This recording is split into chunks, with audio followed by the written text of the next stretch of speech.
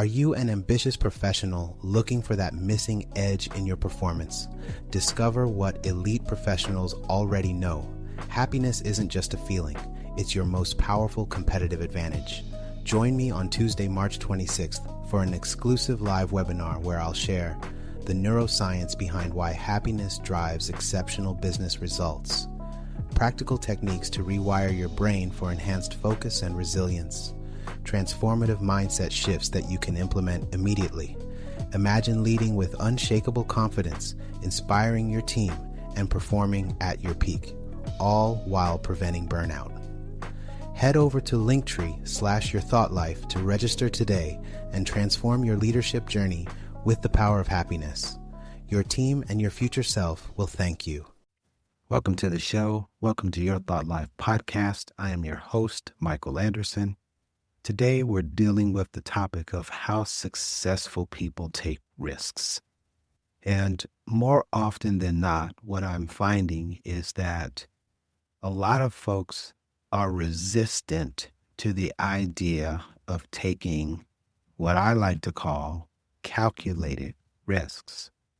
Risk-taking has to be a part of what we do as professionals to advance our dreams, goals, and aspirations. I think we get caught up in the whole mode of being hesitant to make a big decision because we're afraid of what people may say. We're afraid of failing, and we get stuck in that comfort zone loop. And so what we're endeavoring to do is to illustrate that successful people, they don't take reckless risks. No, they take calculated risks. And understanding that risk is a phenomenal pathway to growth and should not be something to be feared is how we're going to unpack this today. Let's talk about some science for just a moment to really level set the discussion. I want you to know that successful people aren't necessarily fearless. The neuroscience here is showing us that fear is a natural survival instinct. Everybody gets it. Nobody is exempt. The key difference is that successful people train themselves to act anyway, despite the fear that they feel. And studies in behavioral psychology reveal that our brains are wired to lose aversion. We feel losses twice as strong as we feel gains. That's not a good feeling. And this keeps us stuck, family. You might say, Mike, this is all well and good, but what is the hack? What is it that we should do about this situation? Well, we should do what they do. They being those who are very successful, who are calculated risk takers. They reframe risk as an opportunity. They engage with what can possibly take place if it goes right rather than going wrong. And then they have a contingency plan that says, if it doesn't go from A to Z in the first pass, when I go for the second round, I am going to be incredibly well equipped because I will have learned so much from this first sequence. You see the difference?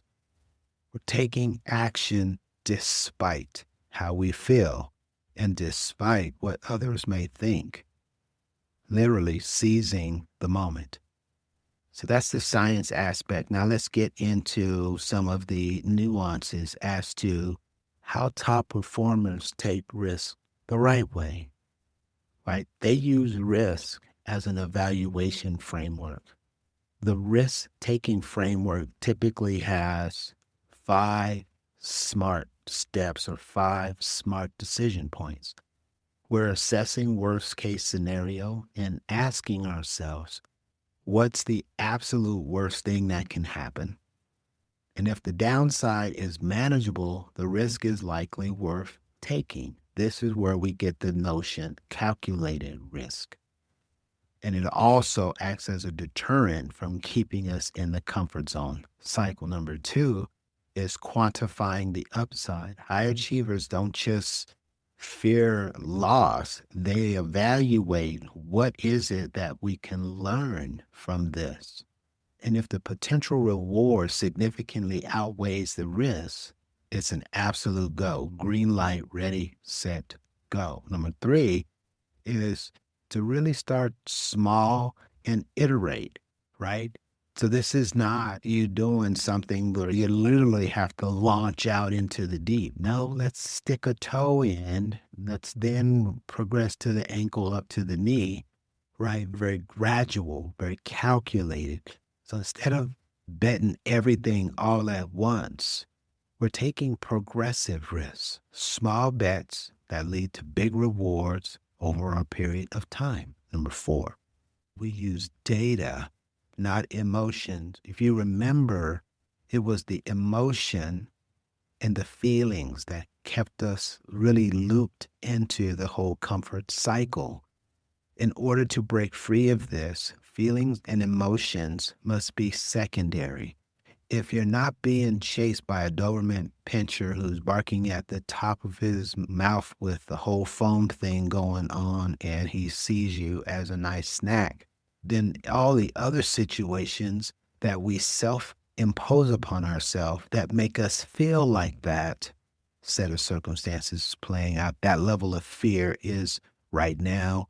What we're saying is we're not listening to that.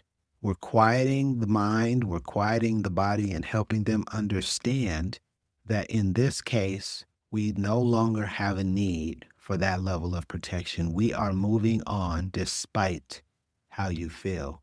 And you're going to go, we're talking to feelings, emotions, and you're going along with us so you can see that there's literally nothing for us to be afraid of. And then finally, we end with trusting our adaptability.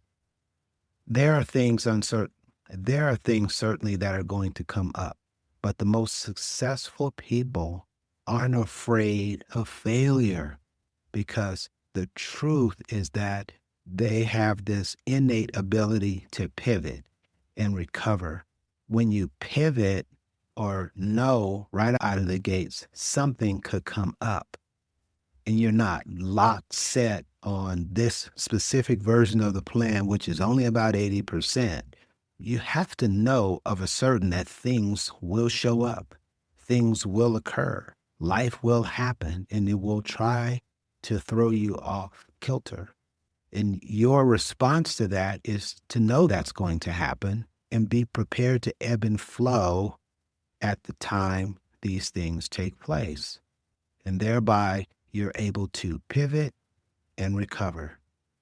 We're really looking here at seeing setbacks as feedback, not as a response to quit. This does not signal in any way, shape, or form that we are to give up, to give in, or throw in the towel.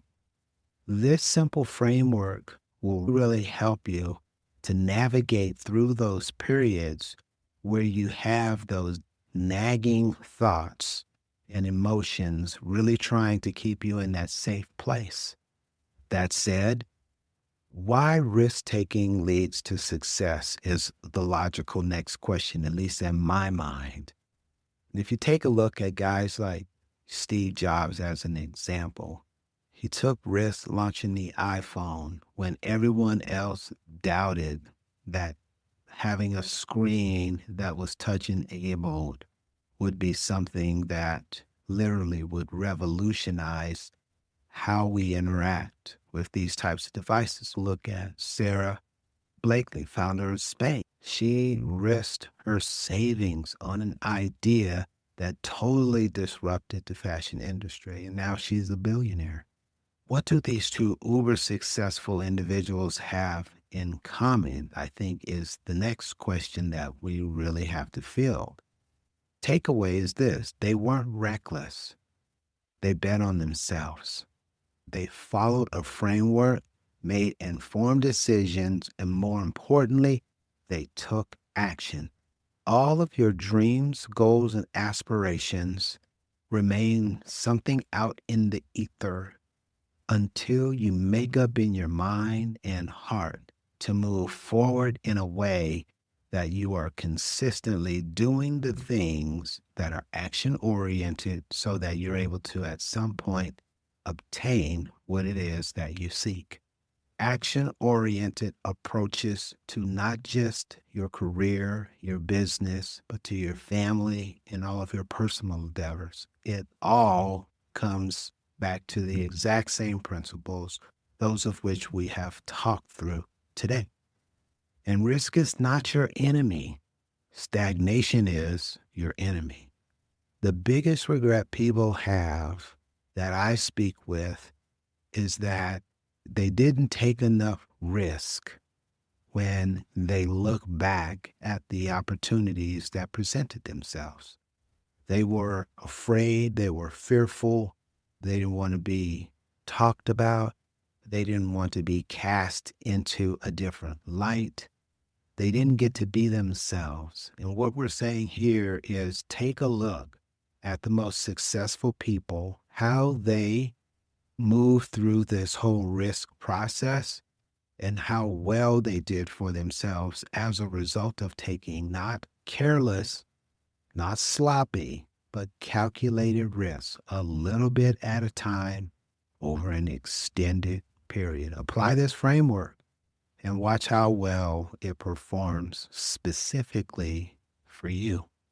And thank you so much for joining me today in this episode. Consider subscribing and leaving us a review.